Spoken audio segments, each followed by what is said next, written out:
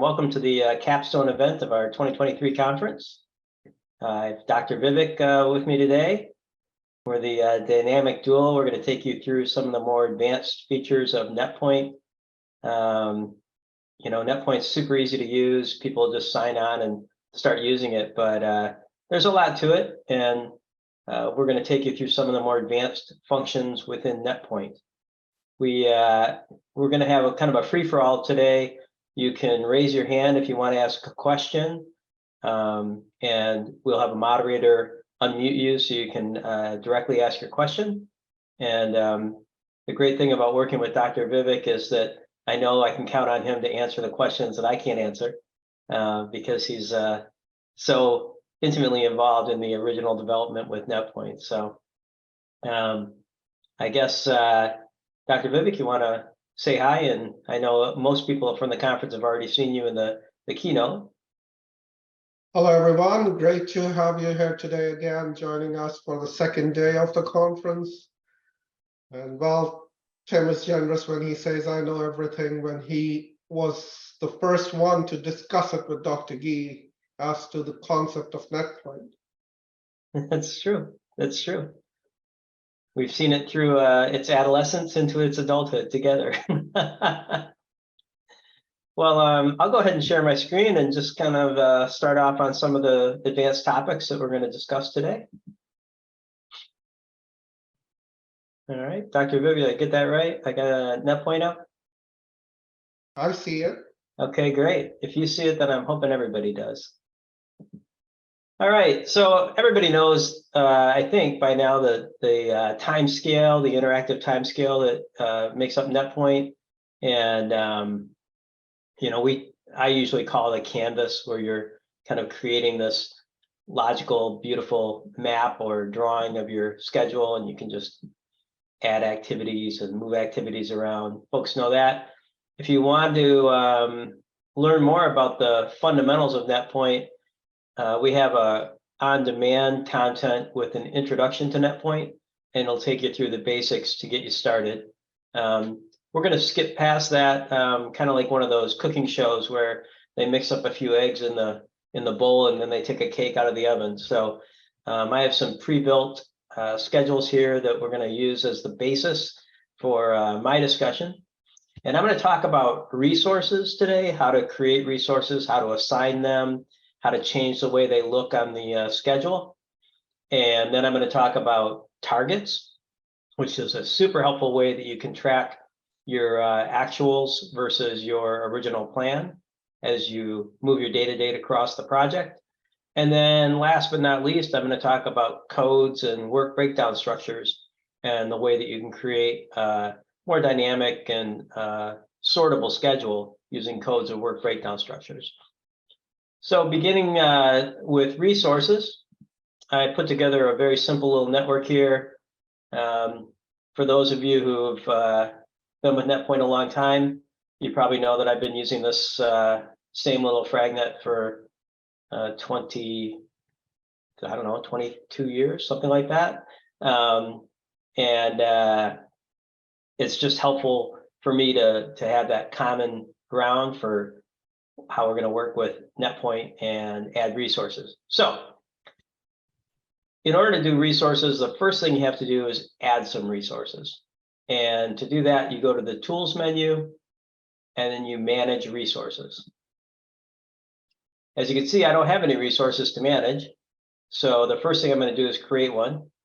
And you do that by creating new, and then you can do the resource name. So I'm going to do project spend, maybe. And within project spend, then these would be dollars. And for the cost unit, I usually just put a 1. And this doesn't affect the way the resources are calculated at all. If later on you want to export this to an Excel spreadsheet, then each of the units that you assign would be, you could see that it was a 1. One of the interesting aspects of our resources is that we give you pretty much complete power over what it is that you're assigning. So in this case, I'm saying dollars. I could say, a drywall crew, and I would just know that that's 4 people. I could do an individual crane. I could do supplies. So anything you want to track. A lot of the larger engineering clients that use NetPoint would track something like engineering dollars and engineering hours, and be able to see if maybe they have a crush of a bunch of engineering hours right in the middle of their process, and make sure that they have enough resources to cover that. So in terms of formatting, we're going to create, once these resources are assigned, we'll create a histogram at the bottom of the schedule to show you your resource allocation. And I'm going to go ahead and select green, since we're going to be doing dollars here. And I'm going to add that resource. So you can see now I have a resource added, and it's just the way we set it up before. And next up, I want to assign that resource to some of these activities. I'm actually going to assign it to all the activities. So when I say assign, you can see here we've got clear site, fencing, foundation, and permits. They're not in the same order as they are here because they're actually in sorted alphabetical order from the description. But I'm going to go ahead and assign those. So clearing the site, that's going to take quite a few folks and quite a bit of equipment. So I'm going to say that's $5,000 a day. And then over here in distribution, you can see that we have, you can distribute by day or by duration. And this is an important choice you need to make in the way that you assign the resource. And I'll explain how that impacts the way the resource behaves in the schedule. If you assign a resource by day, then each day that that activity is progressing, each day that that activity has as a duration, that resource rate will be consumed by that activity. So if I say 5,000 a day on clear site, then every day, the 58 days of duration, you can see those days of duration here, the 58 days of duration will be 5,000 per day. On the other hand, if I say that I'm going to apply it by duration, then it's going to take that 5,000 and divide it by those 58 days. So that the per day would depend on how long the activity is. And one big advantage of that is if you collapse the duration to a shorter duration, then the histogram will go up, reflecting that you're applying more resources per day as the duration becomes shorter, or fewer resources per day as the duration becomes longer. Next up, I'm going to do fencing. Fencing is a little less resource intensive, so I'm going to call that $3,000 a day.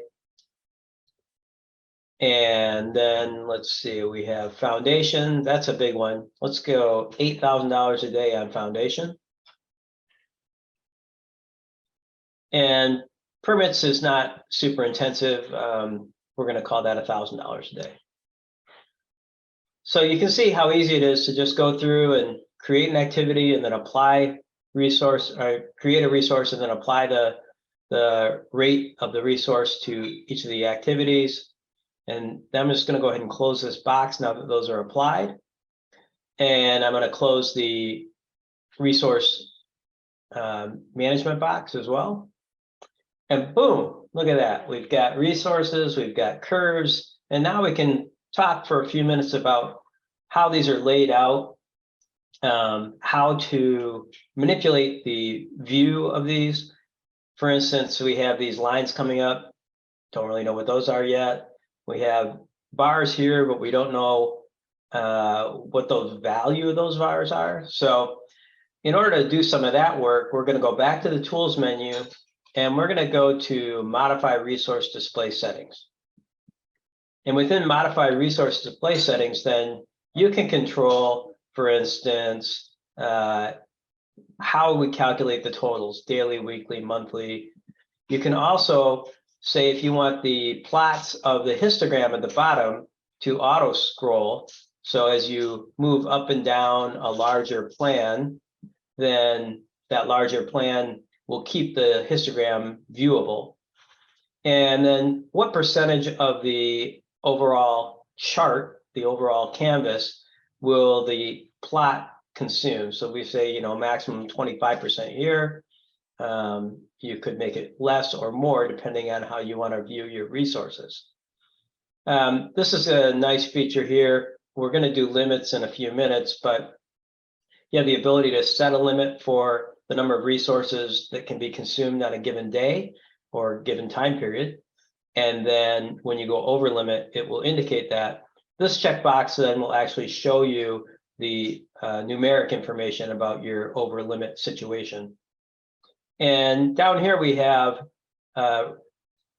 check marks to say whether or not you want to plot individual elements of the resource, and also rulers to determine the value of those resource histograms or lines. So we're going to use the baseline here as our one indication. These three lines, each of these are cumulative. So as you consume, you can see here, as you consume resources, then the resources are accumulating over time until they're all done and they max out. And here you see this, the red line is the late curve, and the blue line are early dates, and it looks like we may be on early dates here because our baseline is the same. And then I'm just gonna make those few changes and save this. And now you see we just have the one line, the baseline cumulative, and then we also have our histogram down here. Going from there, if we go back to modify resource displays, you can say, well, I want to see what the value is for my histogram. So now you can see that our maximum consumption on one day in this is $11,000 on this particular day. And you can guess that that's because we are overlapping fencing and foundation and possibly a day of clear site all at the same time. So these are getting pushed up further than the rest of the histogram. These bars can sometimes be a little distracting right there in the middle of your tool. So if you grab that word histogram, you can drag it across and kind of get it out of the way. Then you can pull it back for reference if you need to.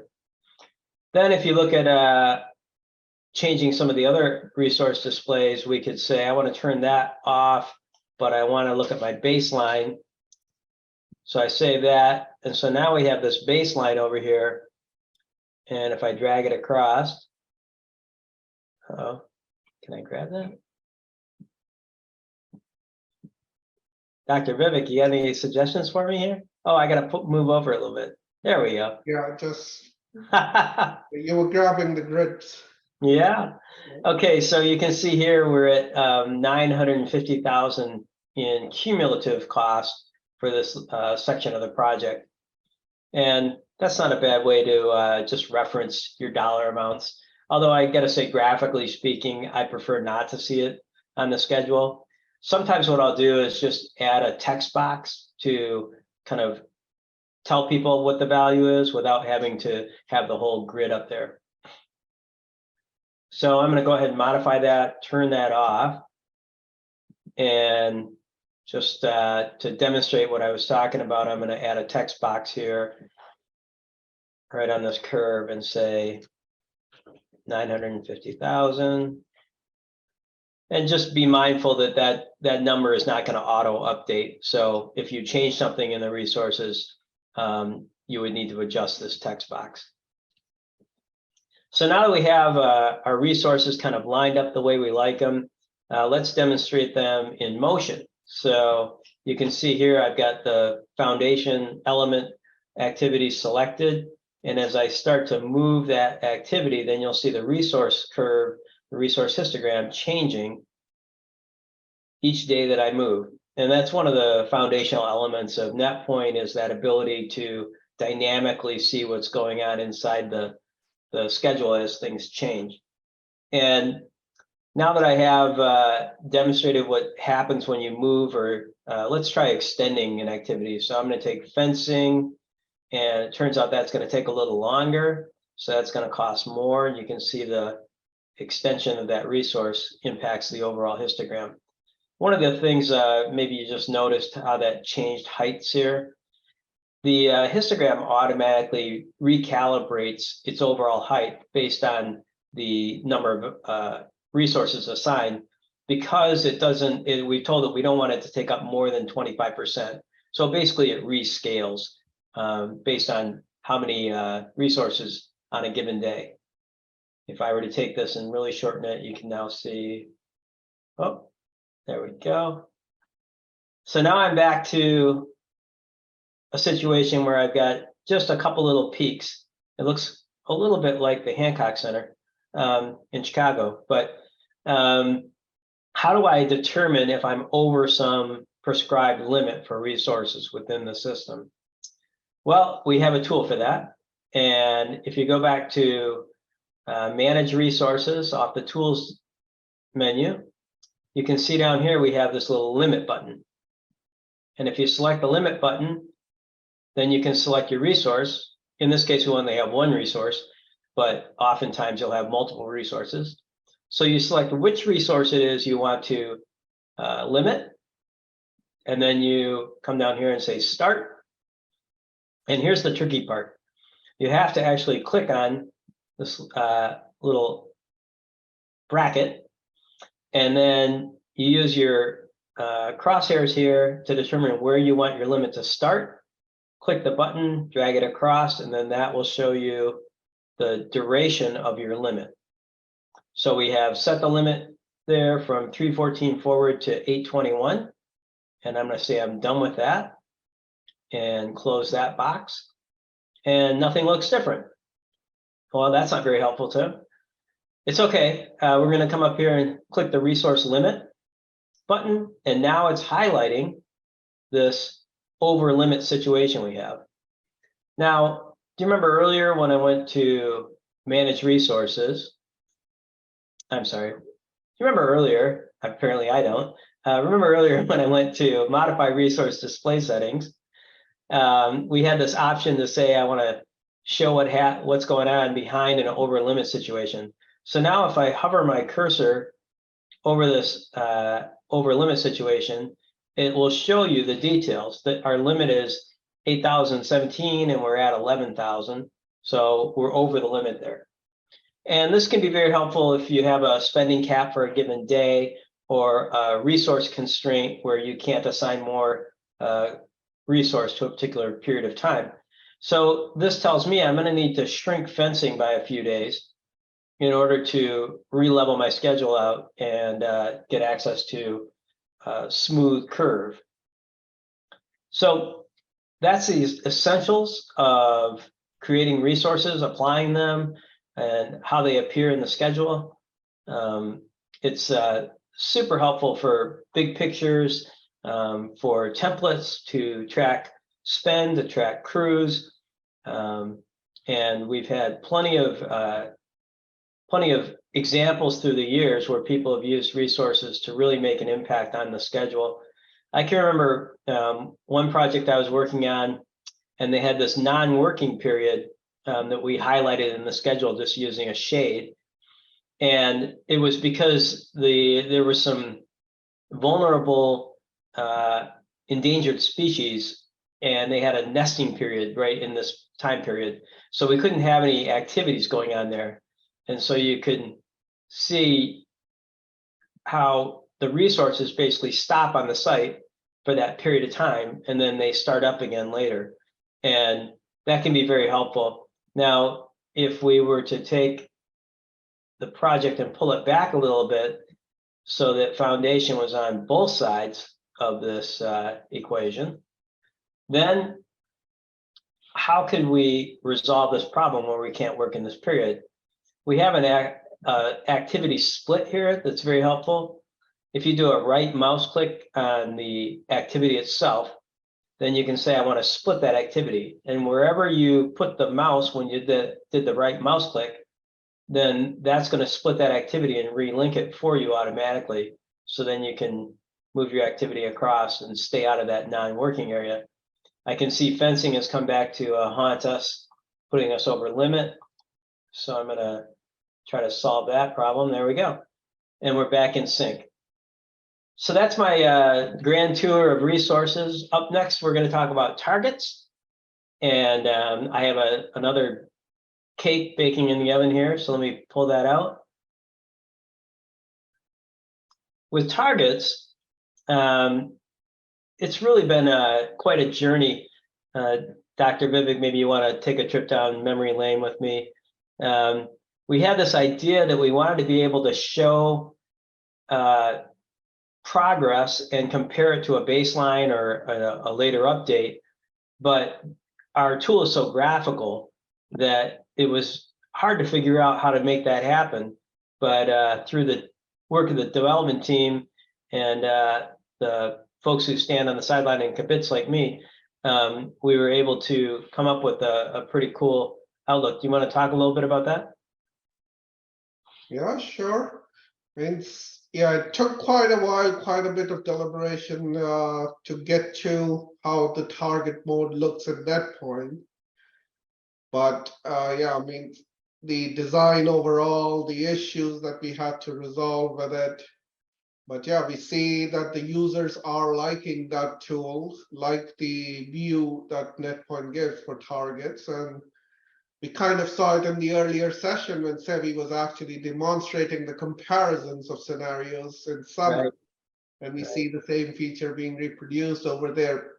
Even more innovative, even more advanced than what NetPoint offers, but yeah, and and kind of it's from its roots basically. this is one of our more novel ideas as recognized by the Patent and Trademark Office. Is that right? Yes, yes, it does. Great. So let me just go to these little spy glasses here. I always think of Sherlock Holmes when I see that.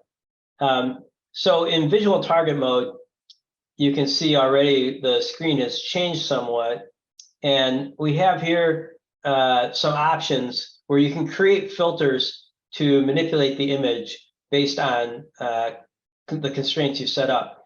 So in this case, I've set it up so that if the finish date is at least 5 days behind, so when we say that, what we mean is we drop the data date here, and in our update, just as an example, it looks like our shops has extended out its duration.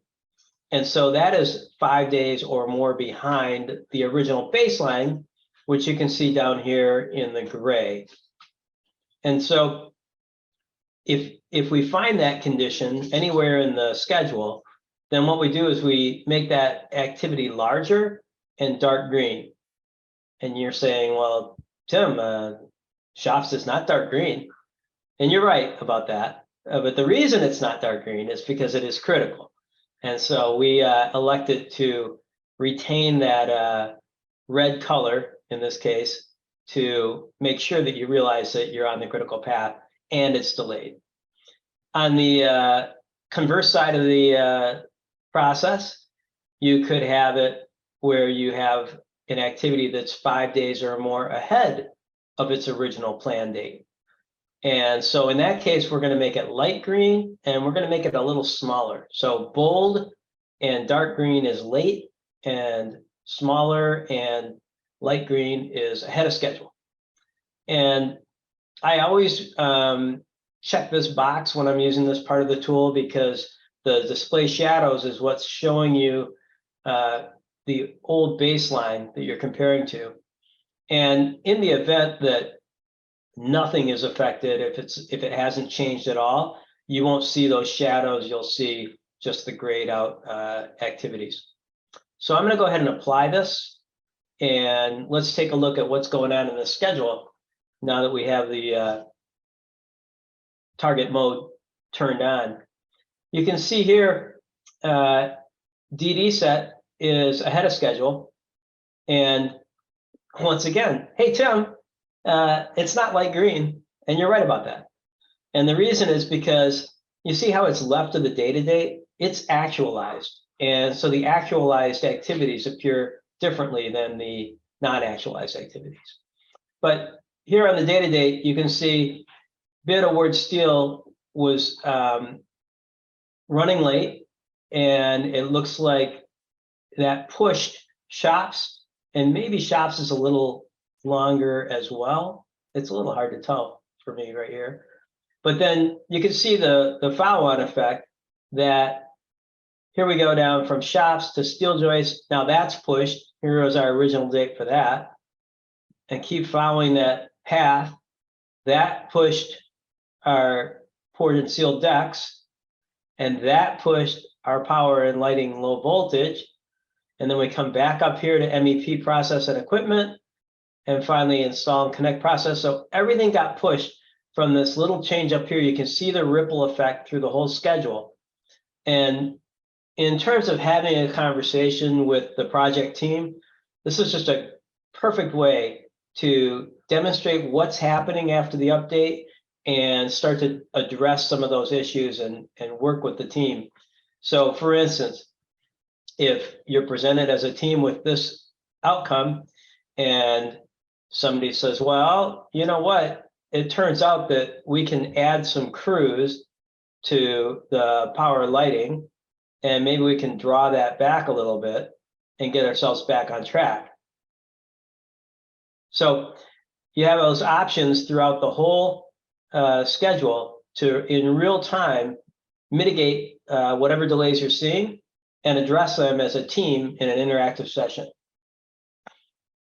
All right, now I'm coming up on my third and final section here, although I gotta say, I make a bits in Dr. Vivek's as well. I'm known to jump in from time to time.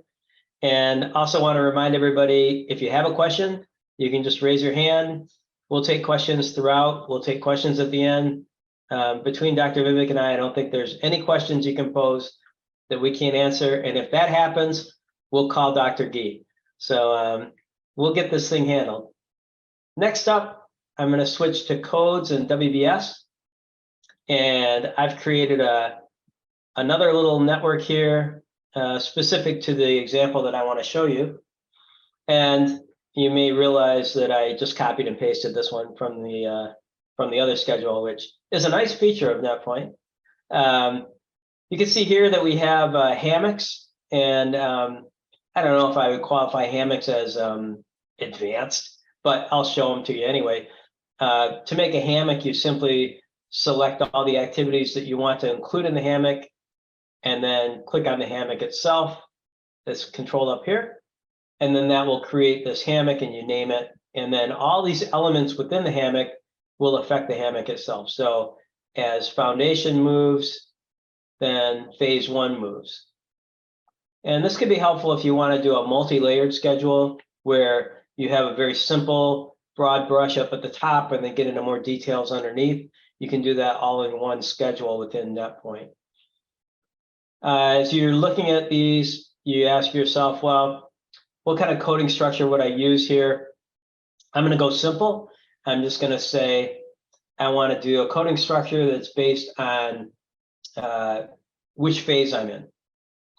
And so I'm imagining by now you can guess that we're going to go to Tools, and then we're going to find Manage Codes, or Open Code Manager. Sorry about that. So here we have a tabula rasa. We have no codes. We have no WBS. And we're going to go ahead and create codes and apply them to these activities and hammocks. And then we're going to see what you can do with those. So let's start out, and we're going to create a new code. And I'm going to call that code phase.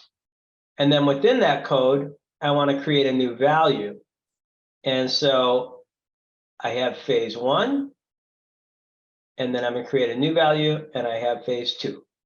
And it's just as simple as that to create codes and code values. And you can have multiple codes within the tool. So you could say, I want to see it by phase. I want to see it by geographic location. I want to see it by resource. Any way that you want to sort your schedule, you can apply these codes and sort it that way. There's one incompatibility between P6 and NetPoint in terms of applying codes, and Dr. Vivek, you might need to unmute and help me through this one. It is you can't apply multiple codes to a single activity if you want to do import and export to P6. Is that right?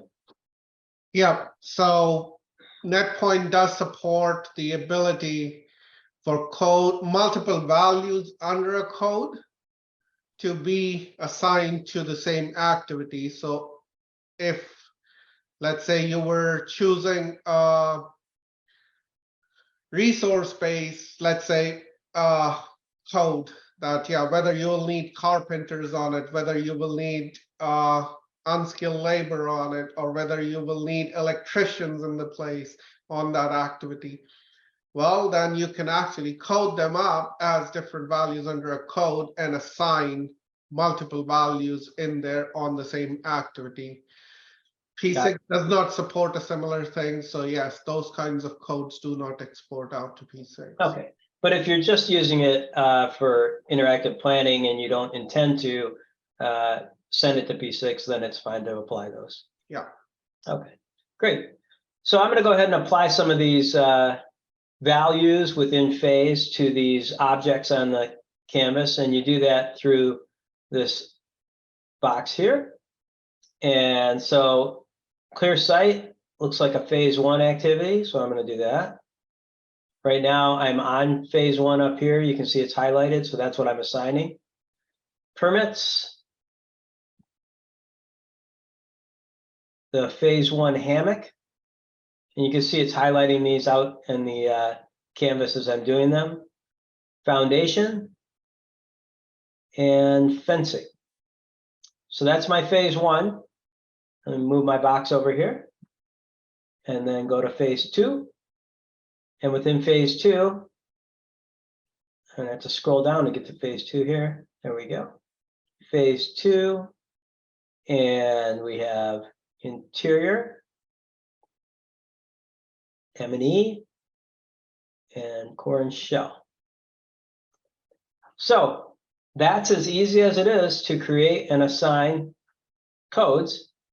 Schedule looks exactly the same, but it's suddenly gotten a superpower, which is that you can now rearrange the schedule based on that code assignment. And through that, we're going to go to the Open Layout Manager.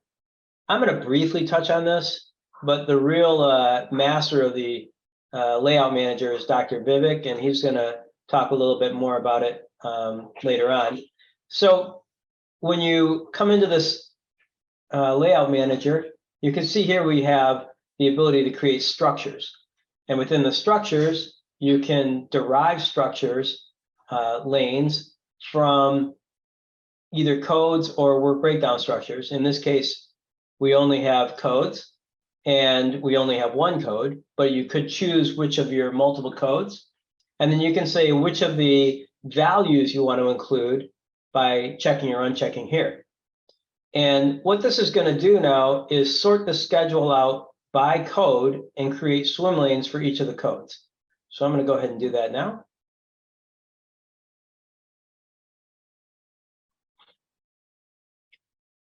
I've done this process many times with much larger schedules, and it does take a few minutes to process, but I'm sure you'll see the value here. Now you can see we have lane 1 and lane 2, and each of the phases have been put into those lanes.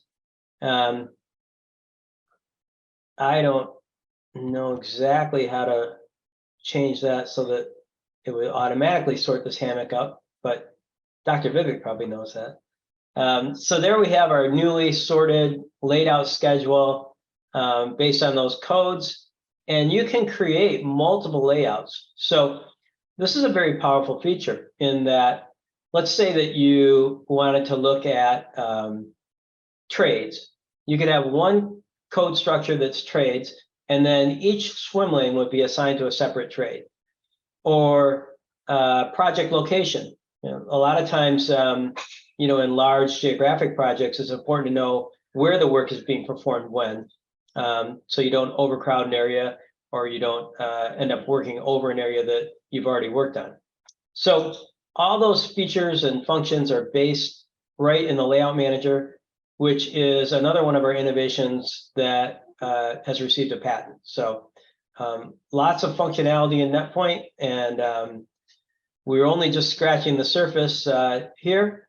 And now we're going to move on to Dr. Vivek, who is going to take you through quite a few other advanced features of NetPoint. Thank you, Tim. Okay, let me get my screen shared. And Tim, you can see NetPoint at this time. Got it. Okay. Okay, so Tim kind of went through quite a bit on the resources, quite a bit on how to assign codes in WBS, and touched on autograph a little bit. For my part, I'll go through some of the import-export features that we have with P6 and kind of go more into detail with the autograph section and how the layout manager works. Dr. Okay. Vivek, before you get started, we did receive a question, and maybe this might be for Tim to answer. Sure. Okay. Absolutely. All right, bring it. All right, so the question is, I see that you can adjust the schedule at the detail level and it automatically adjusts the summary. Can you adjust the schedule at the summary level in NetPoint? If so, what will happen to the detailed activities of the summary? Well, I'm going to defer to Dr. Vivek, but I think it's a one-way ticket. You can adjust the detail and it affects the summary. Is that right, Doctor? Yeah, exactly. Okay, Yeah, thank you. so the hammocks basically get their durations and dates based on the fragment below it, not the other way around. Okay. If anyone else has follow-up questions, yeah, please use the Q&A or you can raise your hand. Thanks. Okay. There are no other questions. Let's get started. So the first part I'll do is actually import the schedule from P6. I've already exported out the schedule as an XCR from a P6 from the P6 database, and I can go into the file menu and import export, and we can see over here we have bunched in all import export features within NetPoint. So we do import export between Primavera, Deltek Open Plan, Microsoft Project. We have a native XML that works with Synchro, and we work kind of with Excel, importing from Excel a completely new schedule or export out certain information, specific reports out to Excel. Okay. So in this case, I want to import an XCR file, and I have a smaller schedule. Okay, I choose Open to import it. At this point, if the XCR had multiple projects in there, you will have the ability to choose which project you want to import. You cannot import multiple projects at the same time, so you'll have to kind of repeat the process again and again for the same for different projects if you have multiple projects in the XCR. You also have some ability on this interface to kind of filter out objects that you want to import.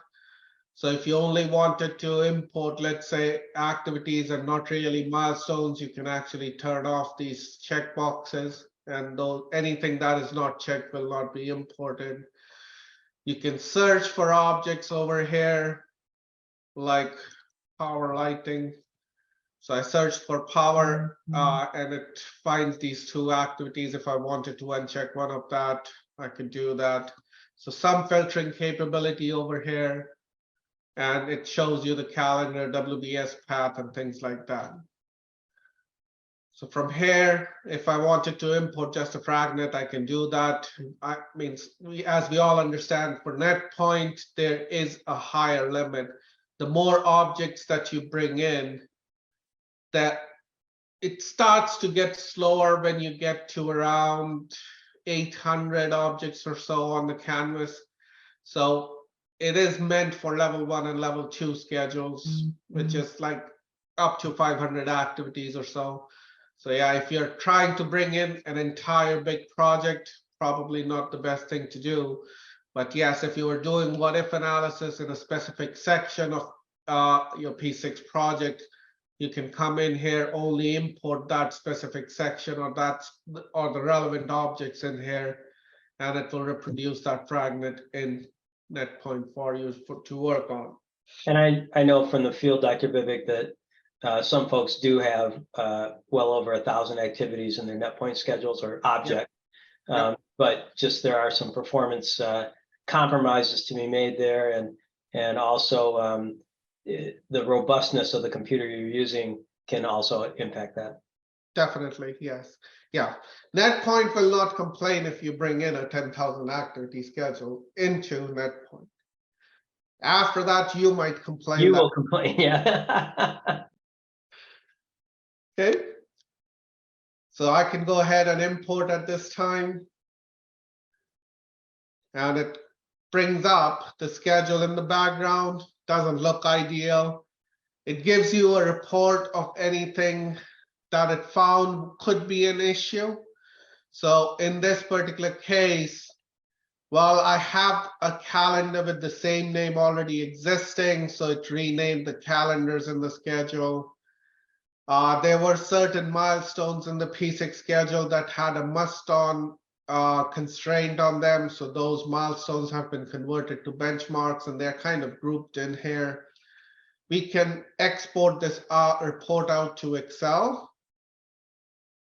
And I would recommend that you do that, because this is the only time you will actually see this report. You cannot get back this report again without importing the schedule again. So you can export it out, save this Excel file somewhere, and yeah, have it just in case. So for now, I'll just close out. I don't really care about this Excel import report, and I'll finalize the import at this time. So one thing that we do understand is unique about NetPoint is the ability for NetPoint to place multiple objects on the same horizontal grid. When you have projects coming in from P6, P6 doesn't really have a similar look and feel, or doesn't have the same ability to place multiple objects on the same grid. You basically get one line in the table for each activity and a corresponding bar on the graph. So coming in from P6, it does not really have that ability to place objects very well.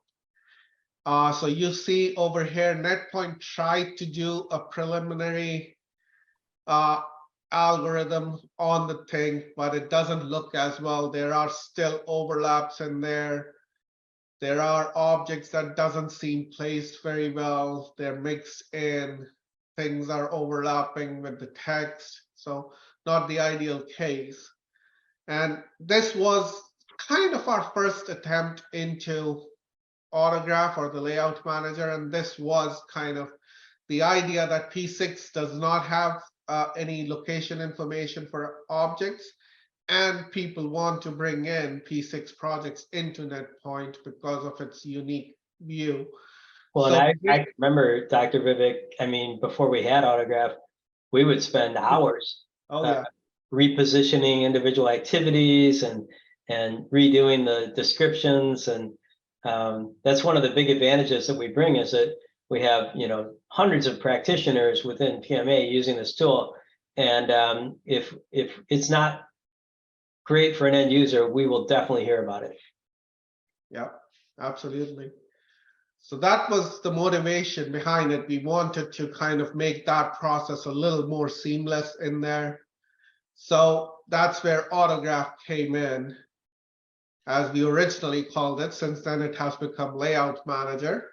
So over here, let me first create this layout and say, okay, this is as imported. This is my layout as imported. And this is a really important step. If you want to be able to get back to that, you have to save it now before you start changing things. Yeah, absolutely. And now, again, most of the time you really don't care about as imported view of the schedule. It doesn't really help much. It doesn't look good. So you don't really have to come and save in this scenario, but yes, like Tim said, if you have created a specific layout, like in the case where he created autograph layout with the swim lanes, well, you would want to save it. But if you had run it through autograph would do that automatically for you too. So in this particular case, if I just import, I can come in and press this button up here to run an automated layout. And it goes through the process of laying out objects globally. So it doesn't put them into swim lanes, doesn't do much in that sense. And if you take a look at it right now, it already did a pretty good job placing objects in there. I can stretch the thing out a little bit, zoom out so that we can see the whole schedule. So it did a pretty good job laying out objects. You can see the critical path and everything. There are no overlaps anywhere. And it automatically, sorry. It'll actually stack some of those descriptions too, right? Yeah, if you look at steel joists and decking out here, it's stacked at 2 lines, SOG pour seal deck, same thing. For buyout and award, it did it to 3 lines just because that was looking better. So it kind of makes certain decisions for you, cleans up the schedule, makes it much more easier. And at this point, if it does not produce a perfect layout all the time. So you can still come back in and say, okay, maybe I need to move things a little bit down. There's a ton of space over here.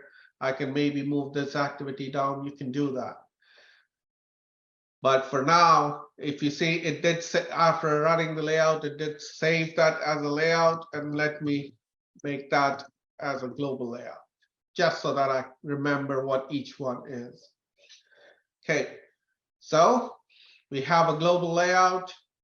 We have a new way of looking at the schedule. We just imported it from P6. Quite easy to lay it out, not as much effort like Tim was mentioning. We used to spend hours and hours trying to get just the perfect layout all the time. And now that process becomes easier. Okay. So over here in the layout manager, there are a ton of settings as to how you want to modify the layout, how you prefer the layout should look. So I'll go through these in step by step over here. And the first one, Tim already went through a little bit. He identified the structure tab over here. Over here, you can actually create swim lanes in your schedule. For this particular schedule, I do have a WBS. Unfortunately, the WBS only has 1 level.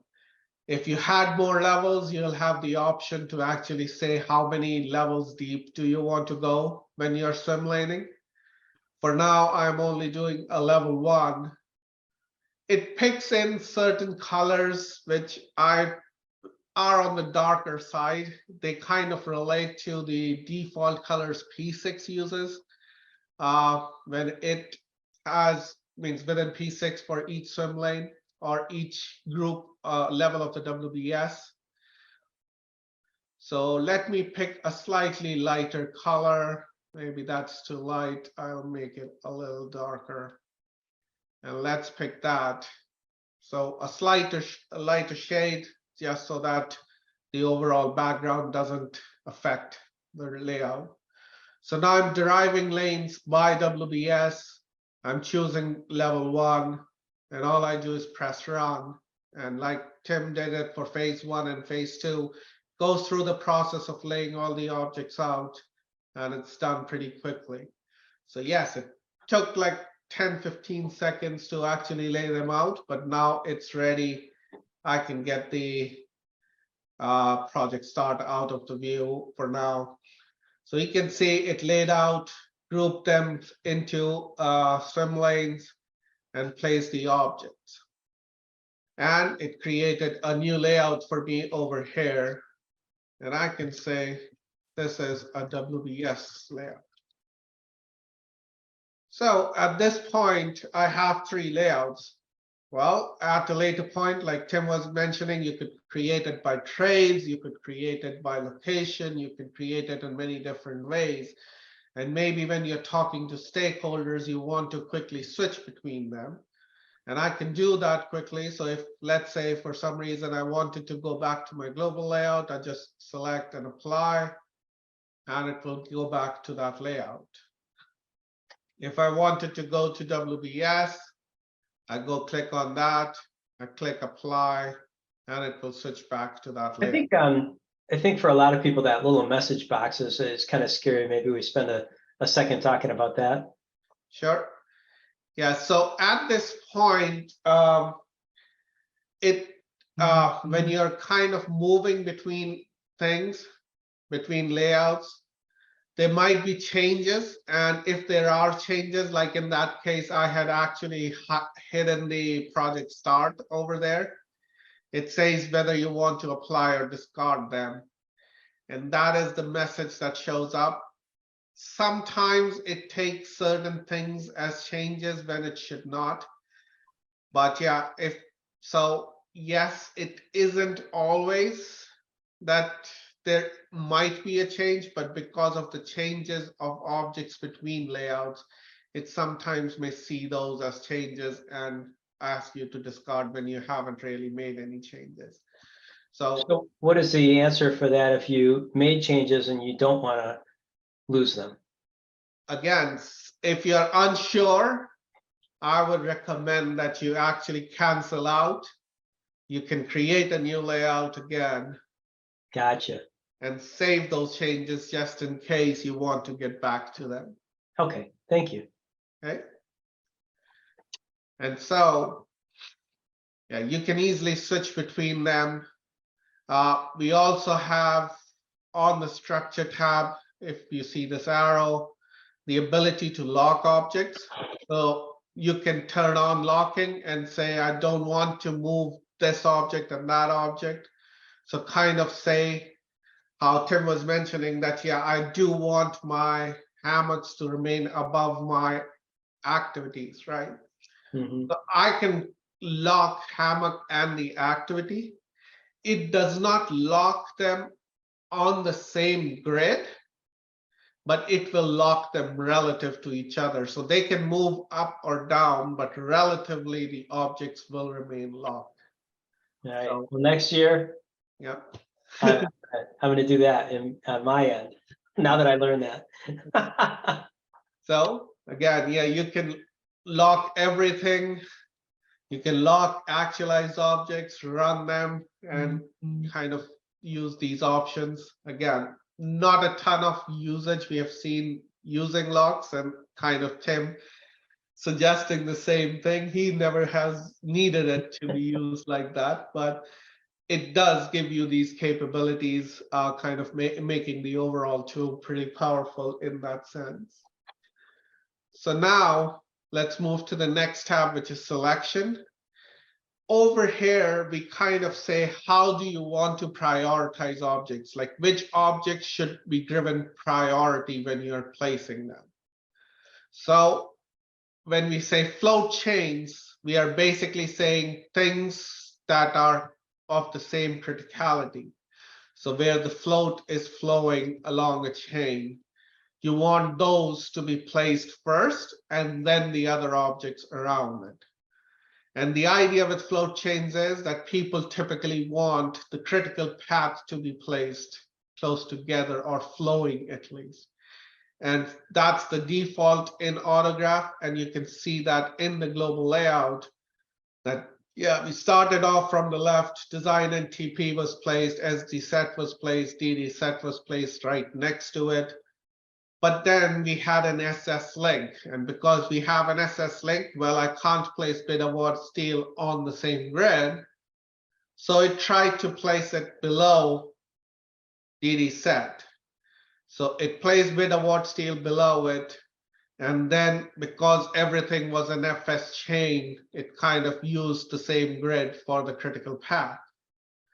Yes, sometimes there will be gaps introduced because in order to place these activities better, building permit, electrical equipment shops, Autograph might insert grids in between objects, and that could push the path down or further away. But again, we can control that to some extent. And we can still see in this particular case, you can see the whole critical path pretty well in a single chain. Similar thing, you could use step chains, and that basically says, yeah, it goes continuously until this chain kind of breaks. So basically think of each activity as a step. So SD step is step 2, design NTP is step 1, step 2, step 3, and then again keeps going like that. And as long as there is continuity in the steps, it will use the entire chain, place that chain first, and then place other objects around It it. does look really nice. If I remember right, this is a pretty tough problem to solve, and we ended up getting a patent on on the resolution, right? Oh, absolutely. Yeah. So this unique way of kind of representing the priority kind of gives the user more capability as to how you place objects. So I can, again, yeah, I can choose logic step in this case, and I can run it again. And you will see that the layout will be slightly different because of the order. So you can see how in this part, oh, I still have the structure on. Let me turn the structure off. And let's run my logic step one more time. And you'll see in this particular case, well, it did introduce a break on the critical path, even though it was an FS chain. It was a continuous FS chain. It didn't try to place the entire thing into one grid. And again, for somebody that might be useful, that is not what they're trying to show. So it's a matter of preference, really, over there, what you're trying to show, how you want to prioritize objects, kind of gives you some capability over here, some control over here, over the algorithm. Well, and just being able to try different things out with a few seconds of the computer working versus, the old days where you had to manually move things around. Oh yeah, and it's manual work, really, moving each object up, down, resolving where the overlaps are, fixing the descriptions, so much stuff in there. And then, yeah, moving everything around, the dates by gem or things like that. So quite a bit of effort involved over there every time, yes. Okay. Next, we can go into placement. And again, if I switch back to layout, let's say the global layout again. So in this particular case, right now it's saying it's giving you options how you want to place objects. So kind of like I said, you prioritized objects, and we let's say prioritized by float chains again. So it's trying to place the critical path first in that case. And when it does that, do you want to really kind of start at the top, the critical path to be at the top, towards the middle at the end, or towards the bottom, you can kind of say. So if you start at halfway grid, it knows that it can go up or down to place objects. But if you say the top grid, it knows that it can only go down, and it will only place objects going down. It will keep adding rows below and below to kind of accommodate new objects. So this particular case, I wanted kind of my critical paths to be towards the middle and things kind of arranged around it. So we chose that. You can see that layout spacing is set to double, and you can see that kind of reflected in here. Autograph automatically inserted an empty grid for every filled grid. So over here, you have an objects on this grid, but then an empty grid, again objects, then empty grid. So an alternating scheme. You don't necessarily have to do that. You can choose single or triple. Triple will add 2 empty grids for every empty grid. So And preference. if you choose a double and you'd like it just to be a little more compact, you can just grab one of those little gray dots on the side and shrink your grid. Yeah, the same gray dot that was giving some problems for Tim. So you can grab them, stretch them out. You can do whatever you want with these. Yeah. So, okay. And again, like we said, if you don't want autograph to stack descriptions, then you can uncheck that. In our case, we wanted them to be because we knew we had longer descriptions. So we allow them to be stacked. Certain people don't like D-leg links, like these angled links. Well, if you have that preference, you can say whether you want to allow D-legs or no. Do you want to automatically hide links that have a gap? So let's say if I had a link starting from SD set connecting directly to install connect at the end, well, it has a ton of gap. I know it's not useful to show, but I just want it in my schedule in case things change. That's again, certain times we have seen that. So in that kind of a scenario, if you wanted to hide links beyond a gap value, you can do that. When you're doing swim lanes, whether you want links between lanes to be displayed or not. And again, we have a pretty robust algorithm to identify redundant links in the schedule. We kind of did a study on it. There are 42 possible combinations of links between all the 4 types of links that we have: finish to start, start to start, finish to finish, and start to finish. There are 42 possible combinations in which you can build schedules or create fragments. Of those 42, 16 combinations are redundant always. And we tested that same combinations with other tools, and no other tool out there actually identifies all 16 of those criteria. Hey, Dr. Vivek, we have a quick question from our friend Chris Lamb. He was asking about the shrinking of the grids and if it could help us fit a schedule onto one page. And yes, that is reflected in the WYSIWYG nature. So if you shrink your grids, then the page will be smaller when you print it. Yeah, exactly. Yeah.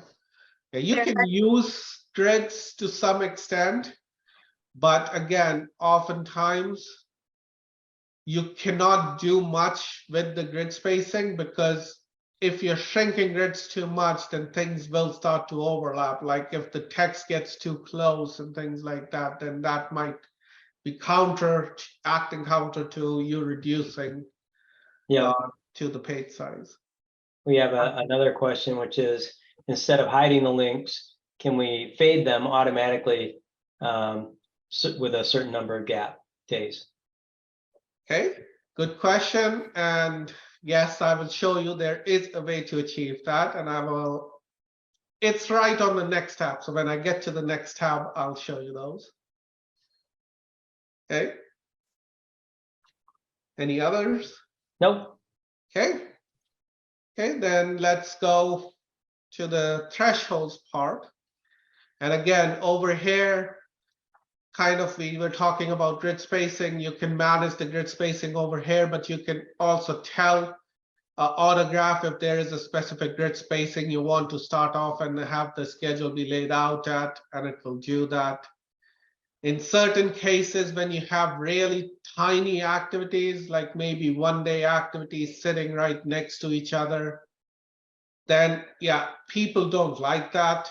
That again, a preference, or they just want them to be on separate grids because the descriptions will end up overlapping. So you can actually specify means if you have really small activities, how big that activity needs to be. Only then the next activity will be placed next to it. Otherwise, it will use a separate grid. Again, many different settings like that to control how the algorithm kind of works, right? Okay, so let me move over to the next tab, and this is redundant links. And this is basically talking about links, and kind of let's first answer the question. So over here, you have a setting that says hide links with gap more than that. So it will hide it over here, but through the filters, you can actually go and really fade them. You also have the ability, if the link is actually redundant. So like let's say over here, we can create a redundant link. And over here, we see that we have a link from FDN permit going into earthwork, and then earthwork to foundations. Let's say I will add a link between FDN permit and foundations over there. So now, if I double click on that link, we can see that that link is marked as redundant already. Other links are not. It knows those are valid links. Those should be there. But we can get rid of this particular link. If we come back to Layout Manager, the Layout Manager now also sees that link as a redundant link. And you can actually go in or hide the link, or you can go and just fade the link in this particular case from here. So we can do that to some extent over here. You can also look at convoluted links. And convoluted links are basically, so this is a specific concept within Autograph. So within the layouts that we built, if we look at layouts, each layout has a layout score. And that's kind of the algorithm's quantitative assessment of how good the schedule looks. And I'll talk about how that score is kind of measured. But the higher the score, the worse the layout is. So you are looking for lower scores. So the lower the score, the better the schedule is. And most of the time, the scores are coming in from links kind of crossing over activities, links overlapping on links, links overlapping on other activities or crossing through activities. And this is definitely one of those cases where the algorithm is a reflection of the attitudes of the developers. Yeah. Yeah. So again, we tried. That is correct, that many of the defaults kind of are based on preferences that we saw within PMA because, or the users that we were working with at the time. But again, within the thing, we saw that, yeah, there are several user preferences in here. And so the algorithm is kind of able to accommodate these changes. The interface kind of gives you the ability to modify these so that, yeah, you can customize these settings as per your preferences, save those preferences. So the next time it's not using the defaults, it's using your preferences every time. You can personalize it basically as per your preference. And this is, it's art and science when you're making a NetPoint schedule. So I've had a few schedules, I tweaked them and the score went up a little bit, but I still like the way it looked better. So. Yeah. Okay, so yeah, go back to the links tab. Again, you also have the ability over here, if you have redundant links, to just delete them. You can highlight them all if you wanted to, or restore the colors back to any faded links that you might have. So again, yeah, that we were talking about convoluted links. So convoluted links are about score. So on the right, you have this column called score. You can basically sort them. And if you look at this link, we can see how that link actually crosses over 3 activities before it connects to its successor. So that's why it has a higher score. Well, this one actually crosses over one, and it's actually overlapping on the task ones. So lesser penalty on it because it's only crossing 1 instead of 3. But then it's overlapping, so that's an issue that adds to the. This is again using a D-link, crosses over, overlaps, has pretty similar. You can see how those 2 links are pretty similar in behavior. They do kind of have similar scores. So the look and feel of that score kind of tells you the look and feel of the active of the links in there. What if you made that a horizontal vertical, and then it should avoid crossing over a lot of them? Yeah, and I can go ahead and I can change the link to horizontal vertical in this case. And now if I refresh, this was ID 53.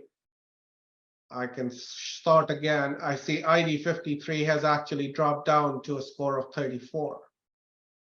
So it is now not crossing over any activities, but it is crossing over to links, which is a lesser of a penalty, Lesser offense. lesser of penalty. So it's better in that case. Yeah. And again, these are all preferences, and all of these preferences can be controlled down here in penalties. So like over here, we are saying if it crosses an activity, well, you get 25 points for that. But if you are crossing another link, you only get 5 points. So kind of measuring that out. If you change these, that will affect how the algorithm works, because it's trying to optimize in a manner that produces the lower score. So if we change that, yeah, maybe if we say crossing of activities only 3 points, but crossing another links is 50 points, then it will avoid these kinds of scenarios where it's crossing over links, and it will create more cases where it crosses an activity. But yeah, our preferences kind of reflect in the defaults over here, but you can modify it again. If you contain an edge leg, which is more than 50% of the gap, which is this case, it has 100% of the gap covered, it gets 5 points for that. So contains a D leg, it gets 5 points for that. If it crosses a grid, then 2 points. So how long is that link can also matter. So it will try to basically place objects closer to each other.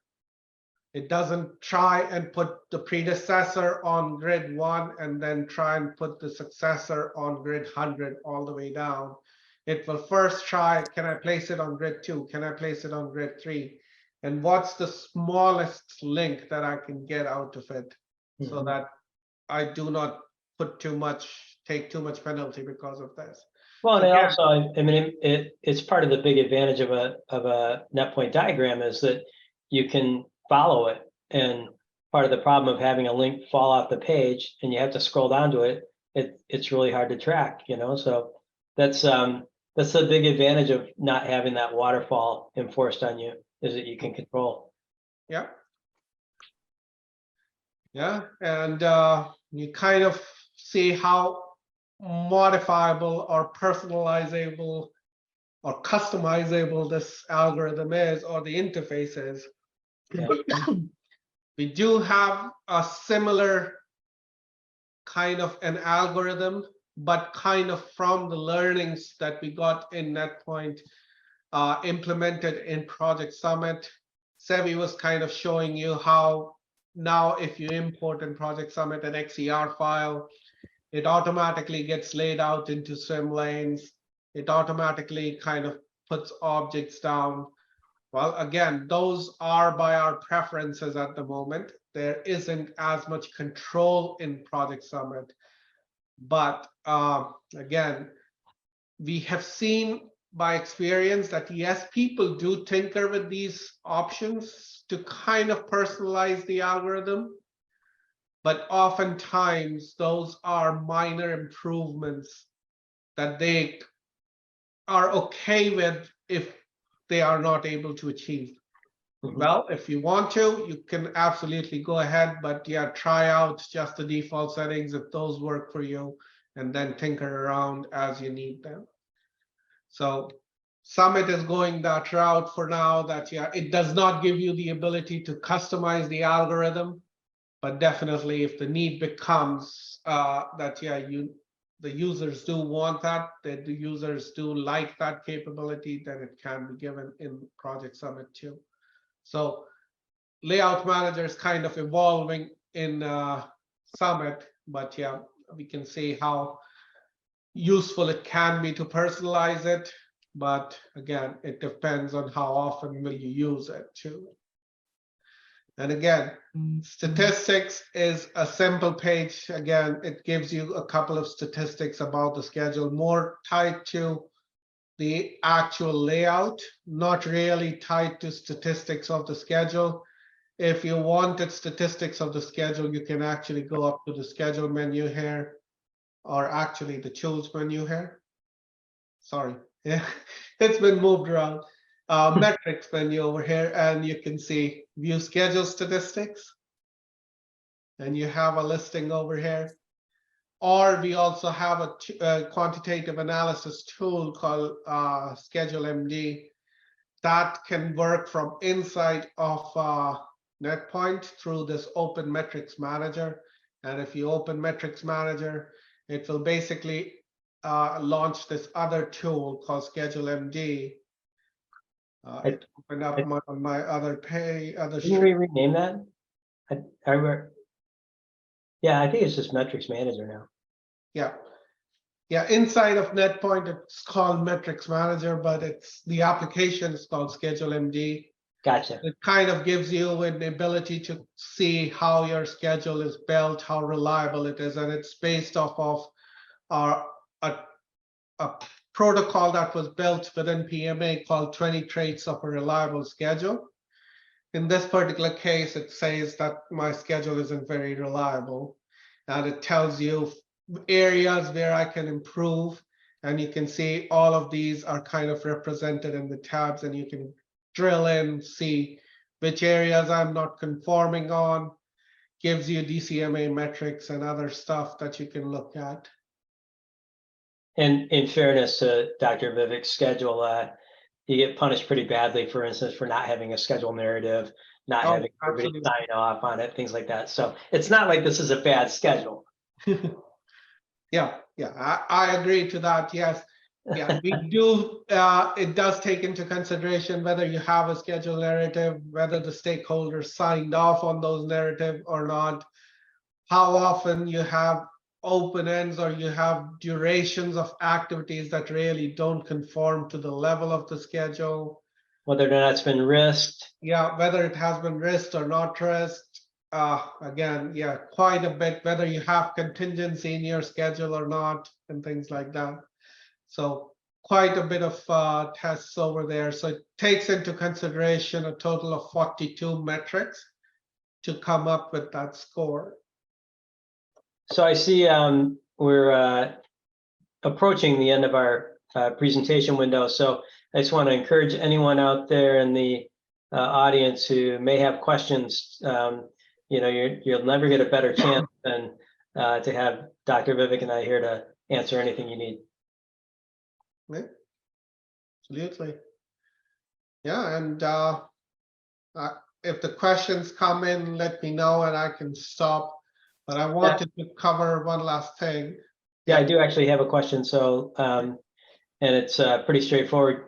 How can you show drift and float as a default for all activities? Okay, that's very easy. So again, there are two different things. Showing drift and float for all activities that are currently on the canvas. And I can just say Control A, select everything. I can go into the Objects tab and set properties for these objects, and I can turn on drift and float and press OK. And you can see drift and float for all the objects. The other aspect is, do you want to show drift and float for every new object that you create? And in that case, you come back again to the Objects menu, and you can set default properties, and you can set it by object type. So in this case, for activities, we see drift and float are unchecked. So I can actually go and check them. Or let me, for this case, not do drift and float, but let's say I want total float for all the new activities that I create. And I can go and I can say, okay, let's add this activity down there and test defaults. And now you can see it's showing the total float automatically. And every new activity that you add will keep doing that until you go back and change. Well, okay, maybe all the new activities that I'm going to add, maybe I want them a different color. I want them all yellow. And I can go in and I can do a yellow activity from here onwards. Let's just briefly go back to the select a few objects and then go back to this selected objects box. Okay. So I I can just wanna- select a couple of them by rubber banding around them like There you this. go. Good. And And then I just want to briefly go through that toggle switch. Sometimes people don't quite grasp that. So when you're making a change to multiple selected activities, you have 3 options in each of these checkboxes. So the current option is leave it alone, don't do anything. And if you click one of those, then that one is turn it off for everything. And the next one is turn it on for everything. And then you can again click again to say, okay, you want to get back to where you were, don't do anything. Thank you. Can toggle between these 3 steps to kind of indicate your change over here. Okay, we have a general question here. Do you have plans to improve NetPoint performance with larger schedules? And that plan is basically Project Summit. The architecture of Project Summit allows it to manage much larger schedules. Yeah, if you attended the last session, Sevi showed you how easy it was to import XCR files into Summit. He imported a 2000 activity schedule. We have tried it with much larger schedules than that. And yes, our performance for larger schedule kind of improvements are more on the Summit side of things than NetPoint, which still is, I think, the best tool out there for level 1 and level 2 schedules, collaborative planning and things like that. And Alex wants to see some of the shape changing tools. So like changing a milestone to a star from a triangle, that kind of thing. Yeah, again, certain people don't like the triangle approach. They prefer flags or milestones. So maybe I can select everything. I can go here, set properties for selected objects. I can move to a milestone and I can say, well, instead of the triangular shape, I want to have a star for my milestones. And let's say for benchmarks, instead of this hourglass at the beginning and the end, I prefer a flag. I can select those and you can see all my milestones change to stars. My benchmark changed to a flag up here and another flag up here. And most people know this, but in the way that we format objects in NetPoint, if it's colored in on the left, then it's a start. And if it's colored in on the right, then it's a finish. Yeah. And again, you can do the change on a single object too. So like in this case, I can just double click on the milestone, go to the format tab, pick a shape over here. There is just one thing to remember. If you're using a shape for a different object, like in this case, I'm using flags for benchmarks, I will not get the option for choosing a flag over here now. Yeah. So I can say for this one, maybe I do want to go back to the triangle and I can go back to the triangle. We have a question about taking a snapshot of your schedule. Can you go to that menu option and just show them the options for taking a snapshot? Okay, so snapshot, simple, off the schedule or from the selection. So if I say from selection and I can say, okay, this is the part that I want to snapshot off. I can say I want it as a file or I want it as clipboard. I can save it as a file, as a, let's say a JPEG. And I can save the snapshot over here. Okay. I can even put images over here again, and let's just bring in that snapshot again. And well, here is a snapshot that it took. Yep. Stretching out doesn't make it too good. Well, yeah. And we have a question about what the latest version is of NetPoint. So 5315. Great, thank you. Yeah. Okay. Any others? Nope. Okay. So I can take one more step over here, kind of to let people know about this. So earlier we imported from a P6 XER file, and we saw things came in without any changes, basically no location information. But we built in an application within the NetPoint tool that basically allows you to move things between P6 and NetPoint much more fluidly. So let's say if I were to, I brought this schedule in from an XER, I worked on it a little bit, I've already placed it like how I would like it to be. At this point, I can export out an XER file. So demo export for now. And at this, oh, did I select import? Okay, export, sorry. Yeah, I should have seen those windows not coming up. Export demo, whoops. Okay, and at this point, I can import the schedule back again. So that schedule can go back into the P6 database, be imported there. But from there onwards, if you were to export from P6 that XER, it will have additional information that will be helpful. I'm not going through that process of going through P6, but let's say if I import that demo file now, the export demo file, and I open it, I go ahead, import it. I do not care about the report, I finalize it, and you can see. So it remembers everything, your grids, your colors, your shapes, everything. Yeah, it kept everything, it's maintaining everything, the position. So if you do a round trip like that, as long as the project has been in NetPoint once, it will retain all of that information for you when you bring the schedule back from P6. We have a couple more questions in our chats there. So first one is, will Summit eventually include NetPoint function, all NetPoint functionality? So I would say maybe at this moment. So Summit has a much larger stronghold as to what it can handle. Yes, means it would need things like the ability to build schedules, modify schedules, and we saw some of that today in the session. At the moment, we don't see NetPoint it handling everything that NetPoint does right now,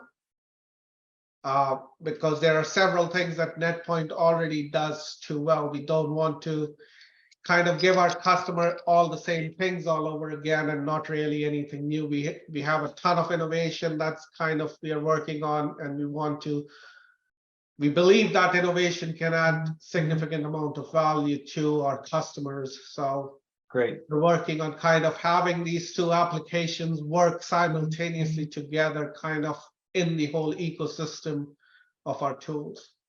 And then someone would like you to demonstrate the use of an embedded node. Okay. So embedded nodes, again, is unique to NetPoint. The idea basically is that when you have SS links or FF links, you want to better indicate how those links are related or the lags on those links.